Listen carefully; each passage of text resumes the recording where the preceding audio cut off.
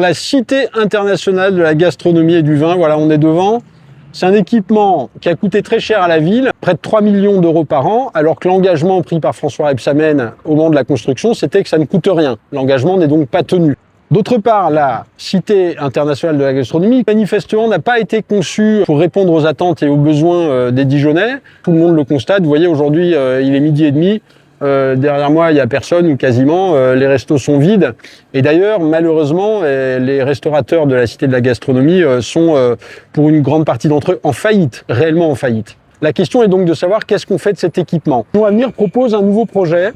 On va transformer cet équipement en ce qu'on appelle la Cité locale de l'autonomie alimentaire, qui va donc devenir le cœur vibrant de ce projet de ville nourricière dont on vous parle. Et donc, on va y trouver essentiellement 3 choses. D'une part, on y formera les maraîchers du futur, tous ces gens qui vont venir à Dijon pour constituer et travailler sur la ceinture maraîchère de 75 000 hectares.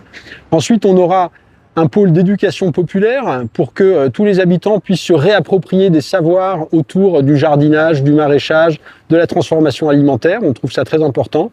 Et enfin, vous trouverez ici la première des 10 cantines communales participatives à prix équitable. C'est un endroit où vous pourrez venir manger pour un coût modique tous les midis si vous voulez, et qui sera aussi un vrai lieu de socialisation, ce qui est un point très important pour nous. Voilà ce que va devenir la CIGV, une nouvelle cité locale de l'autonomie alimentaire.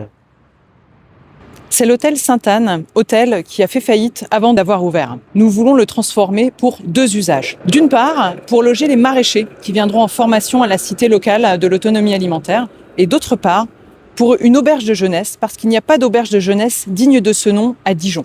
Le projet est déjà bien avancé, car nous sommes en contact avec les banques qui sont propriétaires de l'hôtel pour le racheter une fois que nous serons à la mairie.